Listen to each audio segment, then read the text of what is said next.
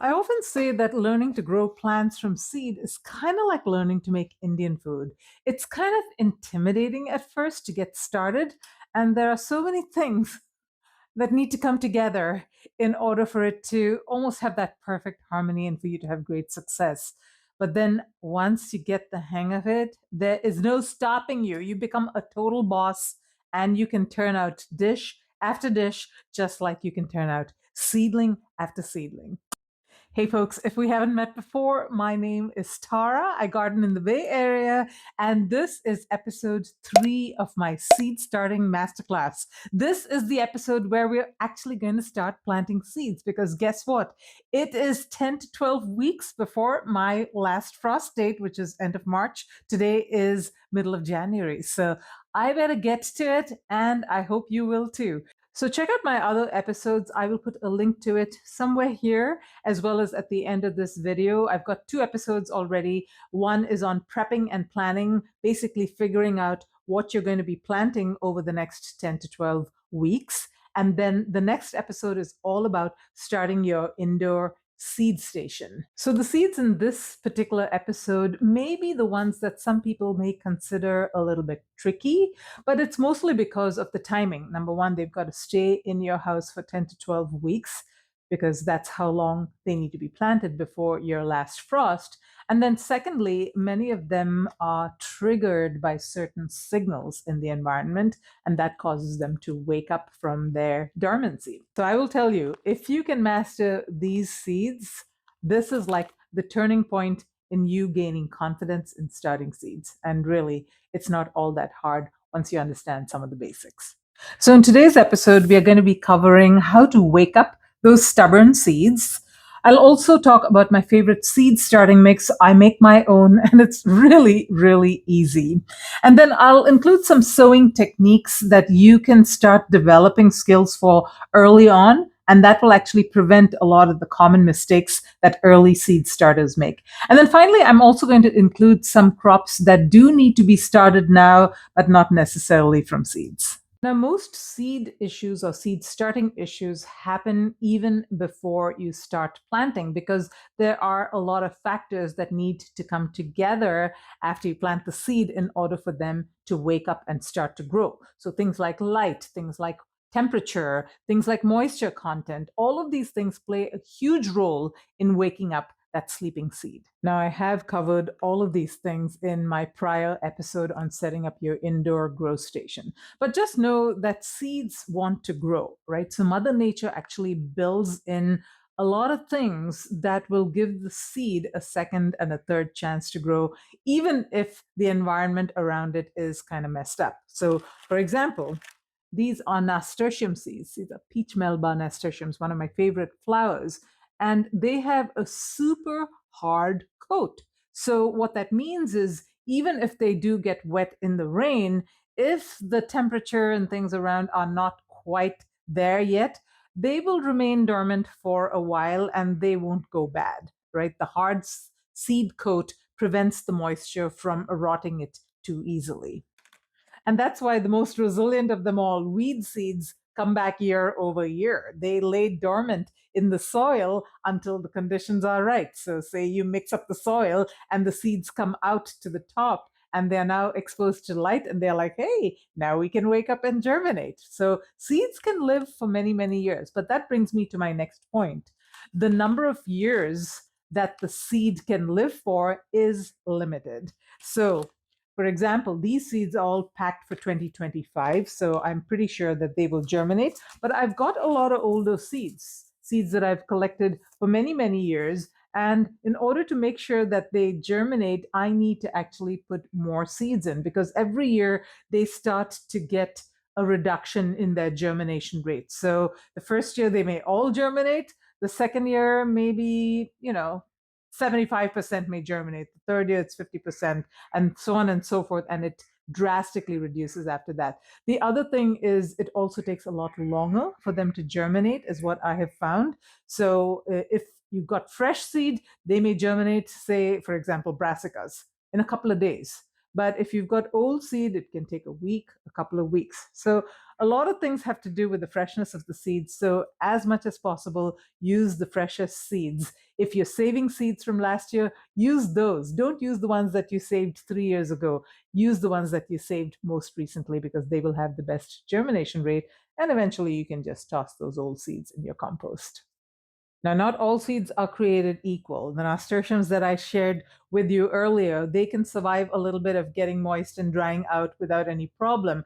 However, there are most other seeds, like basil, for example, that once you get them moist, they are going to want to try and germinate. And if that moisture gets cut off, if they dry out, they will not germinate for you anymore. So make sure that once you plant your seeds, you keep that moisture content on the surface of the soil consistent. Don't ever allow it to dry out until the seeds germinate. Once they germinate, the roots have already extended down into the soil and can grab moisture from the bottom. But until they germinate and they're still on that surface layer, they need to be kept consistently moist.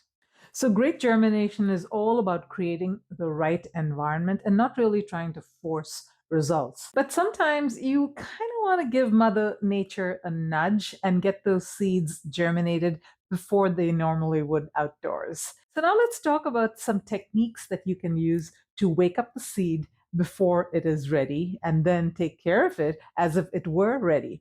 But first, let me spin you around and show you all the seeds that I'm going to get started growing today, which is 10 to 12 weeks before my last frost. Yep, so today it's going to be all about herbs, flowers, and hot peppers, because hot peppers require a little bit of a head start compared to the sweeter peppers. They take longer to germinate and they are a little finicky. So I've got to show you a technique that I use to get them started. But look over here. I've got salvia. I wasn't sure whether this was an herb or a flower, but I guess I grow it for the flowers, so I'll put it in that category. Snapdragons. I am in love with snapdragons and I'm collecting more and more varieties. So, got to grow those. Just know that snapdragons come in the tall as well as the bedding variety. And depending on what you want to grow, say, for example, this one is a tall variety and beautiful for cut flowers. And then there's the bedding varieties, which just look nice, kind of short, and they look great if you've got a green stalk. I've got Rudbeckia. Oh my gosh. This is a perennial, and I hope it will perennialize in my garden, but the flowers are simply amazing. And then I've got nasturtiums.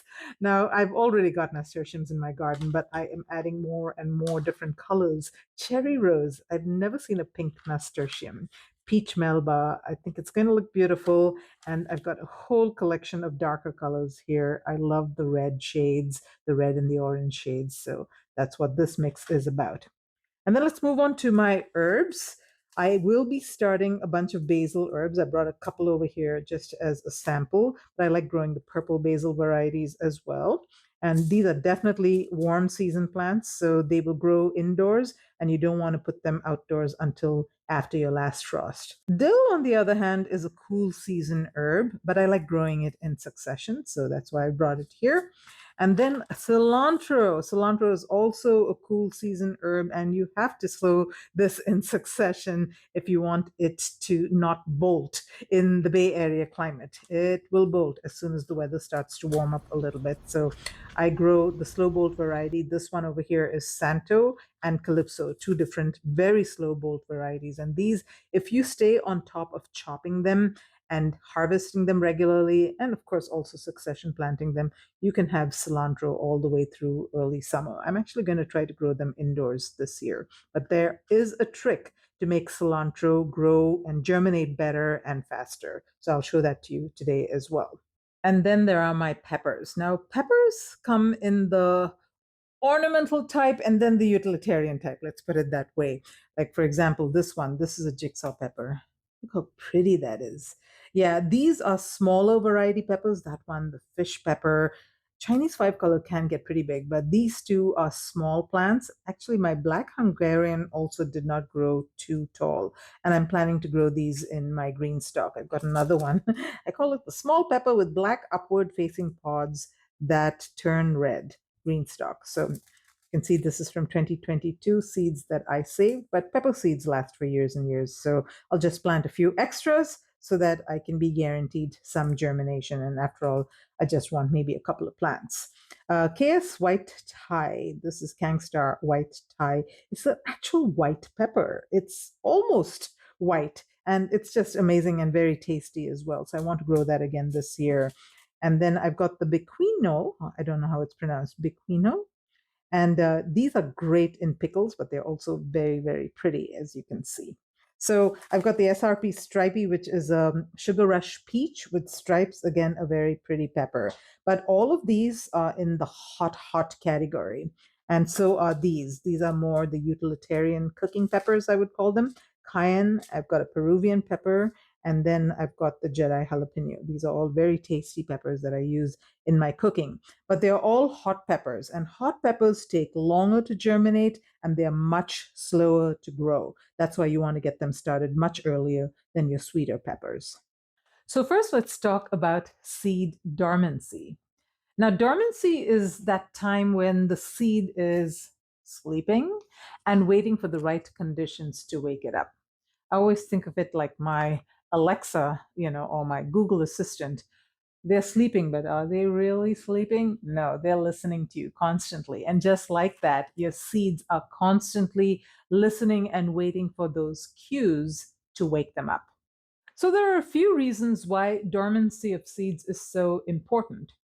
The first is seeds really need the right conditions to grow, but sometimes those right conditions happen sooner than they should. So, as an example, you've heard of false spring. This is when you're kind of in the middle of winter and suddenly you have a week of really warm weather, and the seeds are like, hey, it's spring, it's time to wake up and grow. And then the next thing you know, the cold weather hits again, and the seeds just can't make it because it's not the right environment for them. It also helps protect seeds from frost damage, from drought damage, and just ensures the longer term survival of the seed.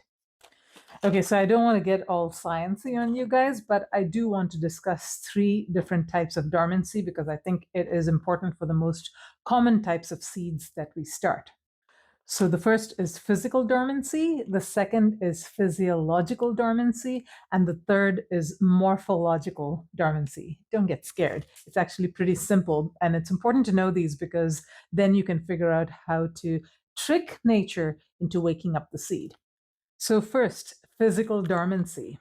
Now this is where the seed coat is extra hard, and that prevents it from waking up too soon due to that false spring, or maybe you had just one rainfall, but the seed is really not ready to germinate. So nasturtiums, as an example, super hard exterior. And one of the things that I do to encourage the moisture and water to get into the seed is I compromise the seed.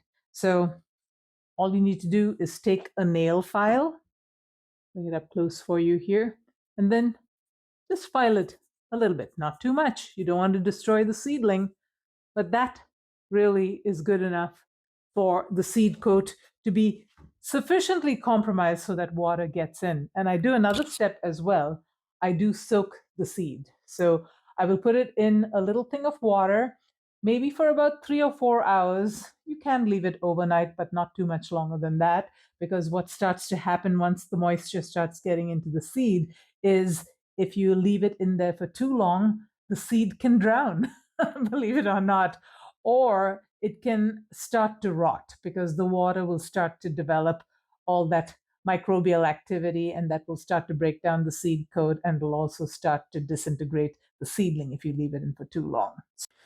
Okay, so I went ahead off camera and I did all of the peach melba seeds, not all of them. This is a little security thing, risk mitigation strategy that I have. I don't really do all of them in one shot because what if something happens? What if I forget about these seeds and they all rot? Or what if I plant them and they all get disease? I always like to save a few as insurance so I can plant them again if something were to happen to that first batch.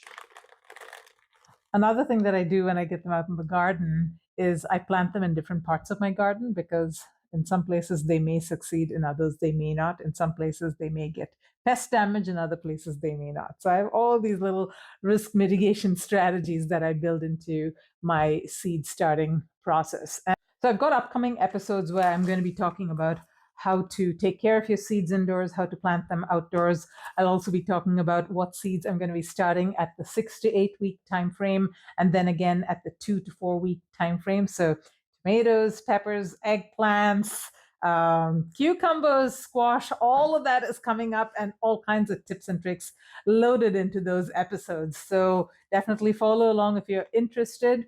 And speaking of dormancy, again, back to the topic of dormancy, cilantro is another one that benefits from this. Is not necessarily a dormancy thing, but more of a speed up of the germination.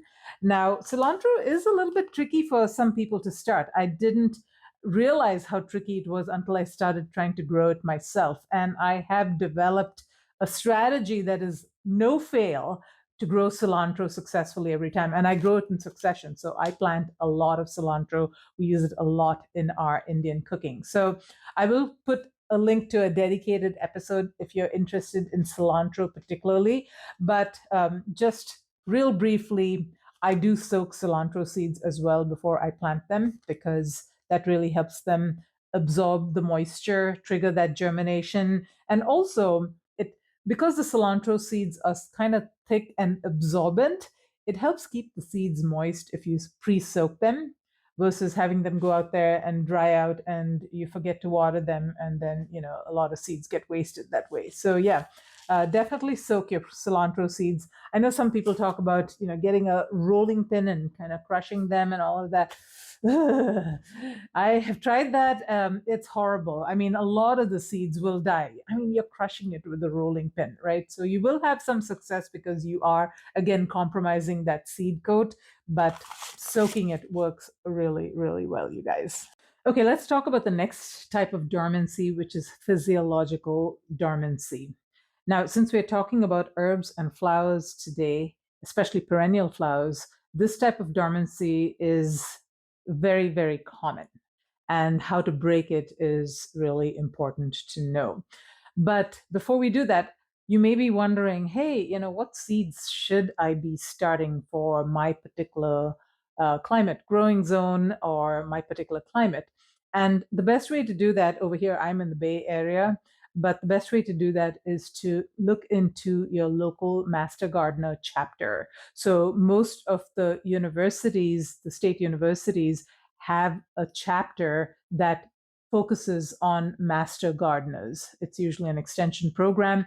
And if you just do a search, internet search for Master Gardener program and give it your zip code, it will give you a link to your local program. And they are a free resource. And I've talked about this in previous episodes as well, but they are a free resource, you guys. I am a master gardener, but yeah, it's an amazing resource where they will tell you what you can grow, how you can, any problems that you're having with your plants, you can ask them literally anything that is plant related, and they will have a very thoughtful answer to provide to you. And they also often publish a planting calendar, which will tell you exactly what seeds to start when. So check out your local Master Gardener chapter.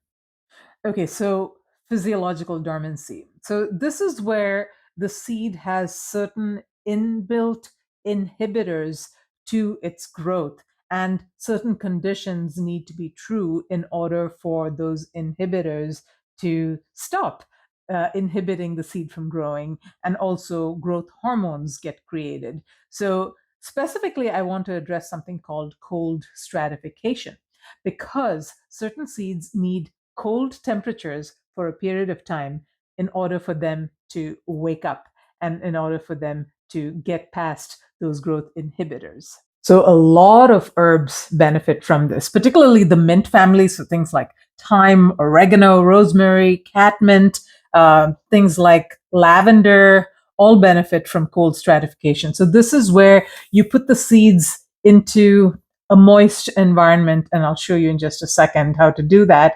And then you put it in your refrigerator for a period of time, usually a couple of weeks or so, and that mimics the cold weather outside. and gives the seeds what it needs for it to wake up and start growing. A lot of flowers benefit from it too. So things like echinacea, even poppies benefit from cold stratification. Now, the process of seed stratification is actually pretty simple.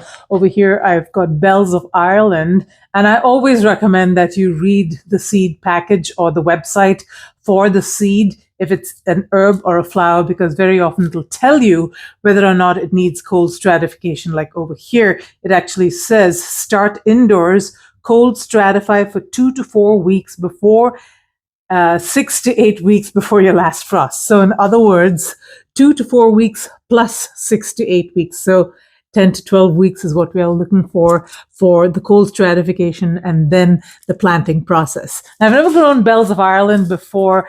These are often used in cut flower bouquets. You'll see them. They're like green, these pretty green leaves. They're actually the calyxes, not the flowers themselves. And they are great in cut flower arrangements too. So I am keen to grow these. Now, there's two ways that I normally cold stratify. One is the Baggie paper towel method, and the other is the soil method. The soil method is pretty obvious.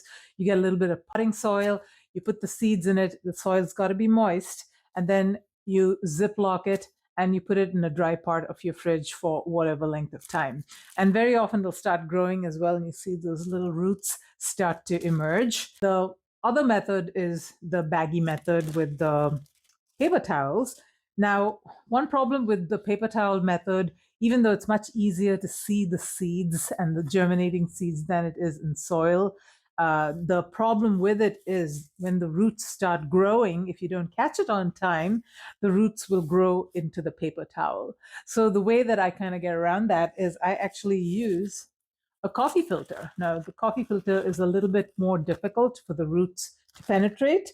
And I use the paper towel as well because the problem with the coffee filter doesn't absorb much water and it also dries out a lot quicker. And we'll talk more about that when we talk about starting pepper seeds. But this combination prevents the seeds or the roots from growing into it. And then this helps keep it moist. So all you're going to do is you're going to squirt them with water. I'm going to do this off camera because I got my seeds over here and I don't want to drop droplets of water all over them. So I'll be right back. So really, that's all you're trying to do. You can actually hold this under the tap for a little bit and then squeeze out the excess water. You don't want it to be sopping wet. And then you just take the seeds and you just sprinkle them on. I'm going to use all of them.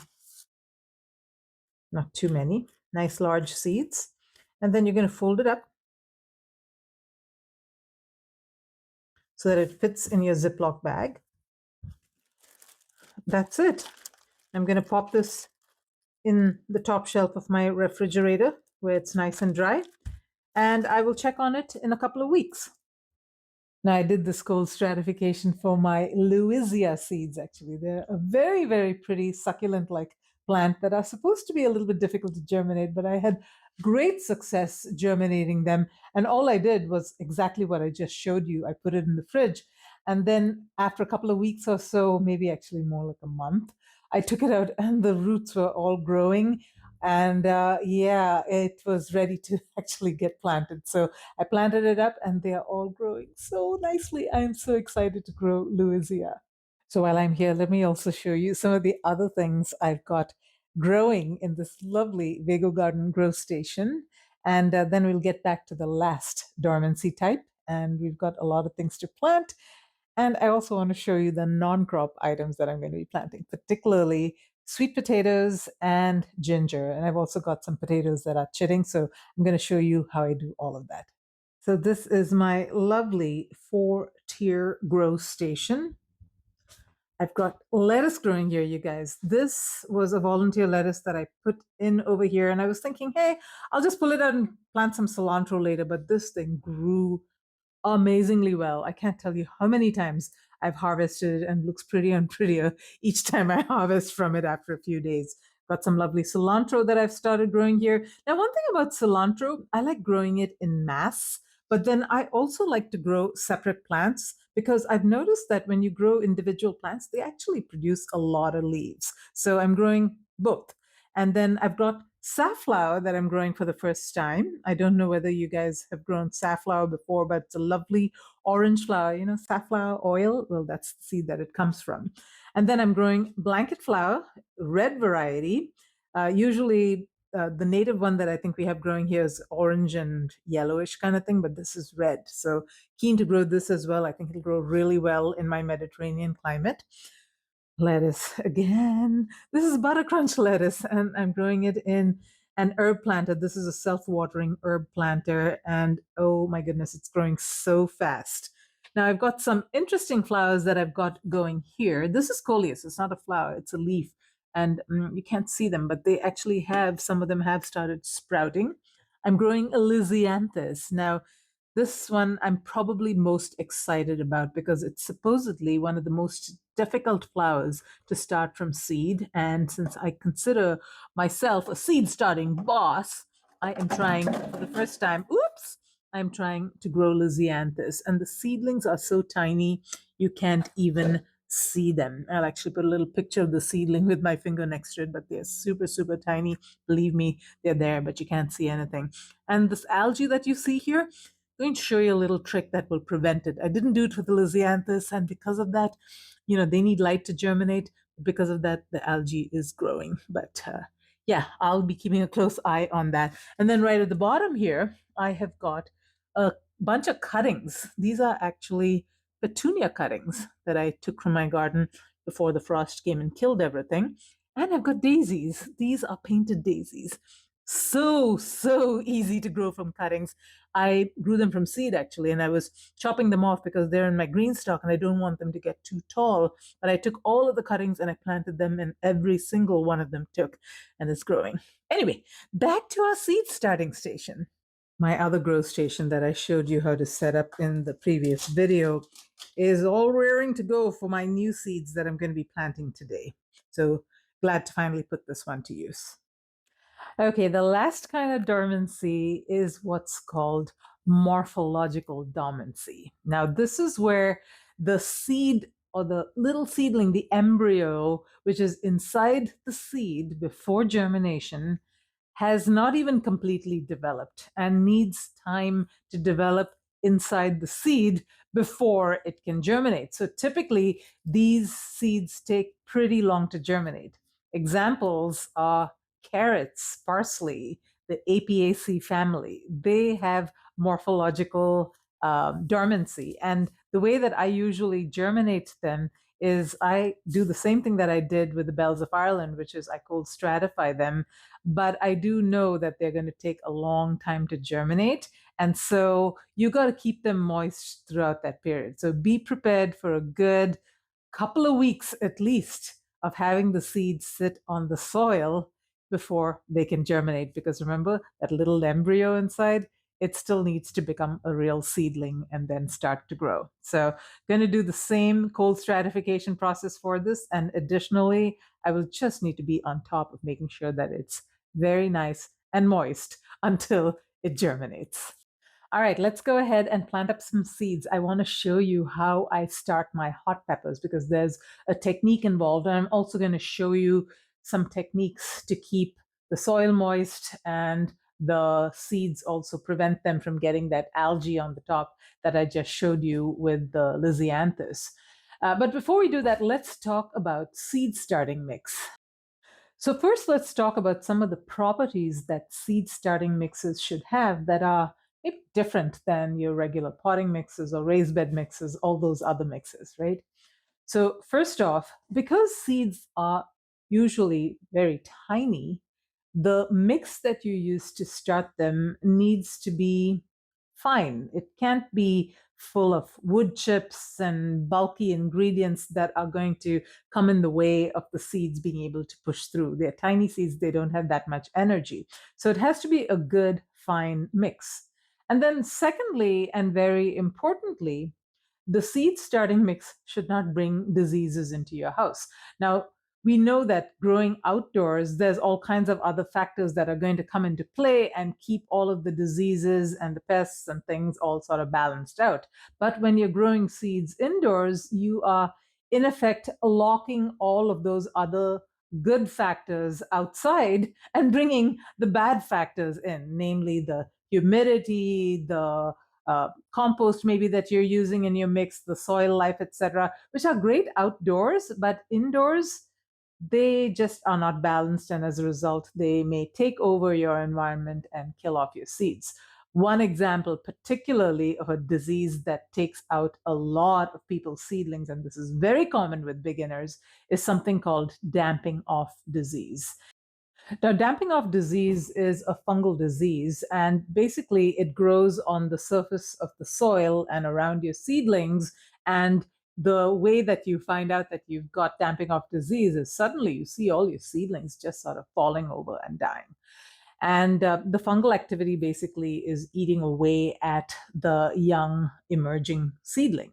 And the way that fungal activity starts on the surface of the soil, number one, is it's always moist, right? You're trying to get the seed to germinate. So that's necessary. But then the second thing is things like fungus gnats. Now, I talked about it in my previous episode. I showed you the yellow sticky traps that I use to capture fungus gnats, because these little flying creatures, while they themselves are not a problem, they will lay eggs in your soil, and the eggs hatch into larvae. The larvae will eat away at the roots, and they will also encourage the environment where this fungal disease develops, called damping off. So it is extremely common, and gosh, I can't tell you how many seedlings I have lost to damping off disease until I figured out how to control it. And there are various ways to control it. I'm going to talk more in upcoming episodes on how to take care of your seedlings. But basically, you want to make sure that as soon as possible, you let the surface kind of dry off a little bit, so it's not always creating that humid environment for the fungal activity to develop. And then if you do have fungal diseases, you do want to take care of them right away. You kind of scratch them off the surface, you spray them with hydrogen peroxide solution, you use mosquito bits. So there's a lot of things that you can do to control the disease, but usually by the time you find out, it's already too late. So that's why you need to check on your seeds every single day. Okay, so let's talk about 3 ways to get your seed starting mix. The first is just go to the store. They will sell seed starting mix, so just buy it and use it. The second is you can actually get any kind of potting soil and sift it. Now, I like to use this sifter. This is an 1/8 of an inch sifter. This one is actually from Vago Garden, real solid stainless steel one, but you can make your own. I had my own, which my husband made for me for many years, just made out of a wooden frame that I had an 1/8 of an inch hardware cloth nailed into it. So this works really well. You just put your potting soil through it, and this will get rid of the larger things like wood chips and stuff that are often found in potting mixes these days. In fact, it feels like more and more these days, potting mixes are coming with a lot of those so-called forest products, which are a lot of wood chips. But anyway, so just sift it out. That way you can get rid of all of those large clumps, and you've got a great seed starting mix. And then the third way, which is my preferred way because I can control everything and I'm a control freak, is I make my own seed starting mix. And there's really 2 ingredients that I use. The first ingredient is peat moss. Now, you can use cocoa coir as well, totally up to you. And this really is your base. And then you need something like this. This is what's called vermiculite.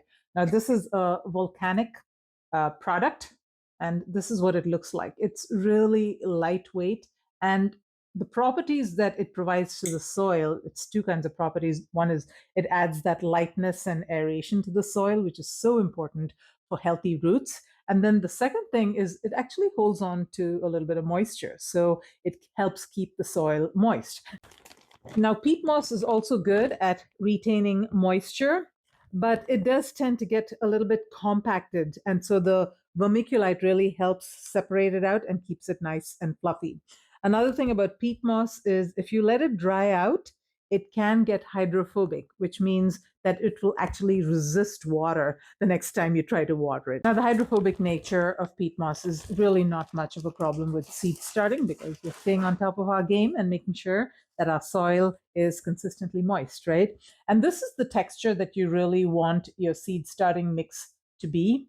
It needs to kind of hold its shape when you press it together, but then when you lightly touch it like this, oops, it falls apart. So you don't want it to be sopping wet. You want it to have just maybe, this texture of a kind of squeezed out sponge. You can see a few drops of water falling. That's all you want in it. Now, people often ask, should I be wetting the seed starting mix before I put it into my seed starting trays or after? And really, the preference is yours. You just want to make sure that you've moistened the soil properly before you plant the seeds in it. Now, one way to do it is fill it up with soil, and then my seed starting trays are really nice. They've got these little slits on the side, which actually help the root development, help keep oxygen in the soil. And then they've got this hole at the bottom as well. But what you can do is fill it up with the seed starting mix and then put it in a tray with some water in it and allow the water to absorb, to kind of wick up into the soil. So leave it for an hour, a couple of hours or so, and that way you can moisten the soil just to the right level. And that's also the way that you want to water your seedlings after you've planted the seeds, because what that will do is it will make sure that the surface is not overly moist, because overly moist surfaces do tend to develop algae, fungal disease, all kinds of stuff. So you're best off watering from the bottom. Actually, let me show you so you know exactly what I'm talking about. So I actually just watered my coleus this morning. And yeah, this is what I mean. So I have filled up the tray with some water.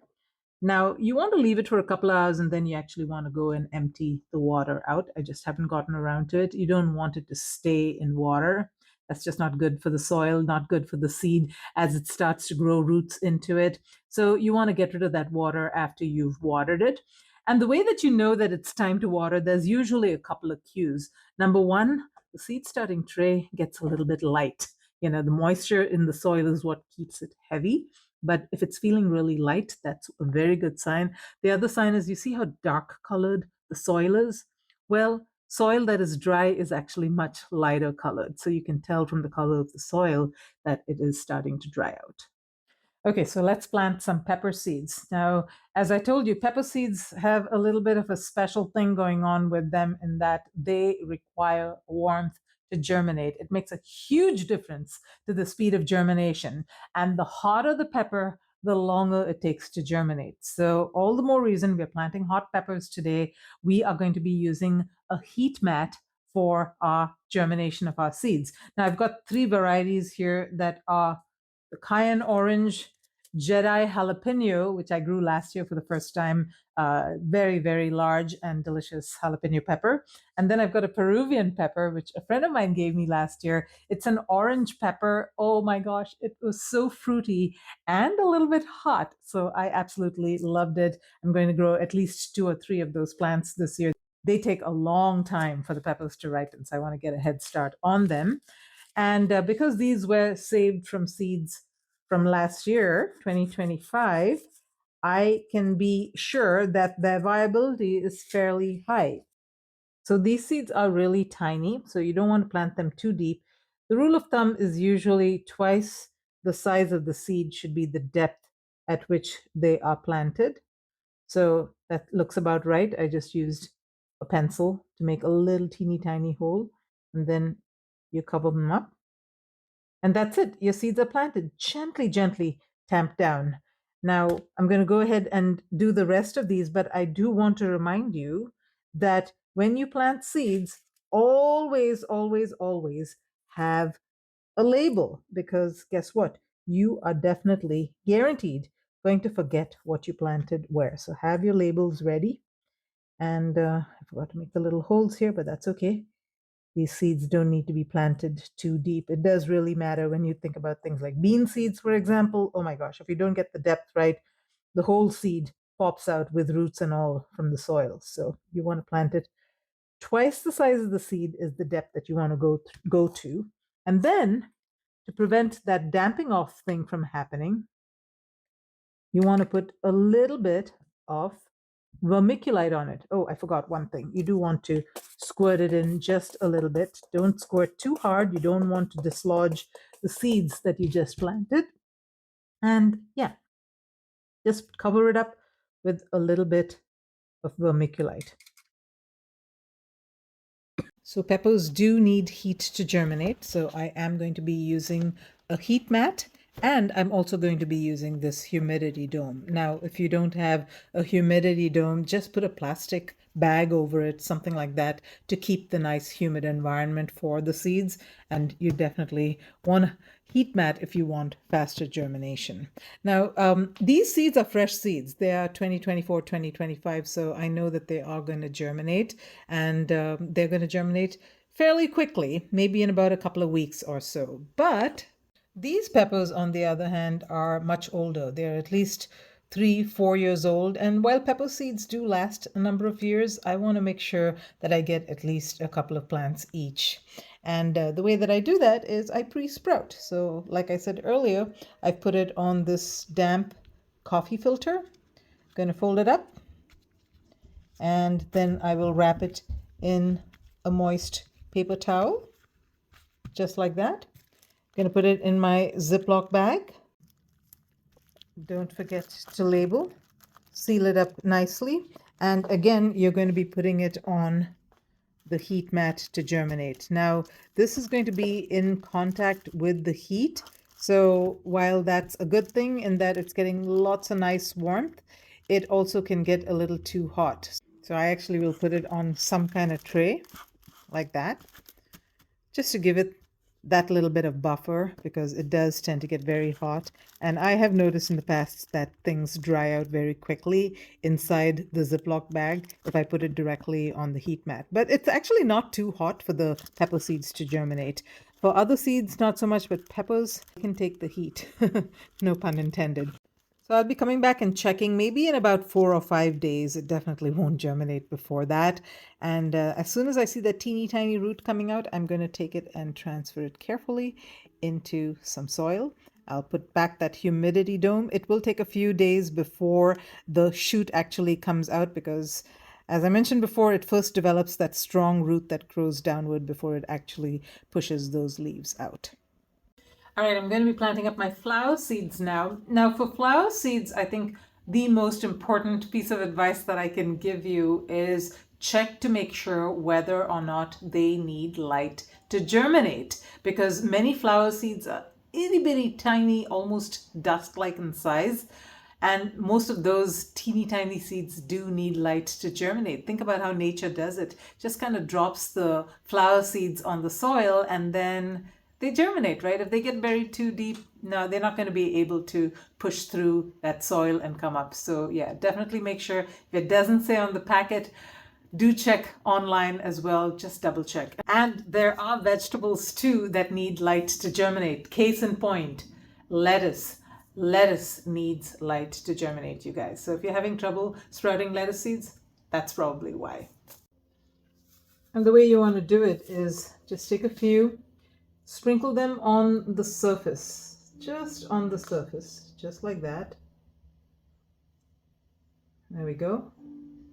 This is butter crunch lettuce, by the way. It's my favorite lettuce. If you ask me to name just one lettuce, if I was allowed to grow only one lettuce, let it be butter crunch. And then you want to press gently on the surface, just so that the seed has contact with the soil, because that, guess what that's going to do? That's going to trigger it to wake up. That's its signal. You get moisture, you get light, you germinate.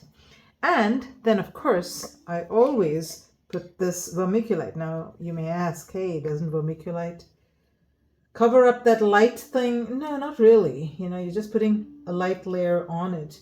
Vermiculite is really magical when it comes to keeping algae at bay, as well as keeping the surface of the soil kind of moist. How it does it, I don't know, but it's a wonderful invention for gardeners. Here's one more tip that I wanted to share with you guys. Now, these snapdragon seeds are super tiny. Can you see that? Almost like dust. So how do you get one seed at a time? Here's how you do it. Grab yourself a toothpick, dip the toothpick end in a little bit of water, and then touch it on a seed, and there you go. You've got one seed that you can drop wherever you want to. Okay, folks, for the non-seed crops today, we have potatoes, sweet potatoes, and ginger. So for potatoes, you want to do what's called chit them, which means you want them to start growing these little sprouts. And the way that you do that is you just take potatoes, I usually just use the organic potatoes that I get from Costco. My family loves these gold potatoes. Now, some people may say, hey, you should only use potatoes from reputed vendors.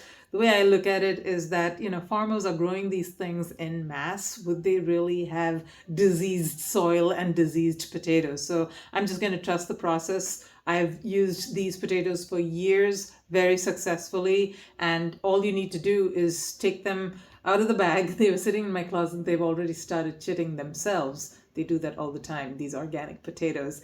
But that actually makes me feel good because they don't have any growth inhibitors sprayed on them, which a lot of potatoes do, by the way. Potatoes are probably one of the most contaminated vegetables that you can grow, full of pesticides. So if you can grow your own, great. If you can't grow your own, buy organic. So yeah, all you're going to do is you're going to put these in a tray like this, put it on a sunny windowsill and forget about it for a couple of weeks. You want to get these in the soil about 1 month before your last frost date. If you put it in any earlier than that, the shoots will come up. They take about a month or so to actually come out, and they could get killed off by frost. Now, they will grow again. Potatoes have lots of eyes, so don't worry too much about that if that happens. But ideally, you want to get it in the ground about a month before your last frost. That way it can develop those roots, and by the time it's ready to push out the shoots on the top, your last frost has passed. The weather has warmed up, potatoes will grow well. They are a cool season crop, by the way. Try to grow them in the cooler seasons. They don't grow well in the hot seasons. And yeah, so I actually have potatoes that I have got from last year that I am regrowing this year. And when I am ready to plant them, I just cut them into pieces like this. I allow them to callus over for about a day or so, and then I plant them. You don't want to go too much smaller than this size because the mother plant or the mother tuber is feeding the babies, and if you go too small, they don't have enough juice to grow. But you can also plant full potatoes, by the way, up to you. Just know that each of those eyes is going to generate a plant, and you're going to have a whole bunch of plants in one place. So I feel it's more economical, more worth my potato if I can cut it into pieces about 1 to 2 inches in size. Okay, sweet potatoes. Now, sweet potatoes are not related to potatoes at all. They are actually a member of the morning glory family. And so the way that you grow them is from what's called slips. So they produce these little shoots, and those little shoots need to be broken off, rooted, and then planted. You don't plant the whole sweet potato like you would a regular potato. So I actually have a few that have been rooting in my pantry again. I don't know what it is with my pantry, but sweet potatoes and potatoes love to produce shoots. So it's actually already doing this. And these actually grow into little plants. You can actually see the leaves. Look at that. But the way to root it, if it's not already rooting and shooting like mine is doing, you know how they have these videos where they show you how to root it in a glass of water. So you stick some toothpicks, put it on a glass, cover the base with water, and then it grows the shoots. Yeah, that does work, you guys. It's just a lot slower process. I have done that before. It takes a long time. What really works very, very, very fast is if you put it in a tray of soil like this. You can say I've already put this potato in. Cover it about halfway with moist soil, and then put it on a heat mat, because that is going to cause it to really sprout very, very fast. A couple of weeks, that's all it's going to take for this thing to produce nice shoots. And then as they grow to a certain size, maybe about 3 or 4 inches, you can break them off and then root them in water and then plant them in your garden. Now, sweet potatoes have a very, very long growing cycle. I think they take about 120 days. So you really want to get them started indoors as soon as possible, especially if you have a shorter growing season.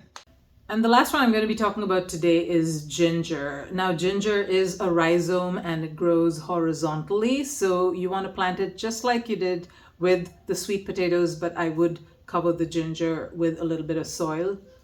All you need to do is break it off like this. Now, you can use pieces that are already starting to shoot like this. So when you're shopping for the ginger, organic by the way, make sure that you can see little stubs growing. That way you know that it is going to grow. And all you need to do is plant it in soil.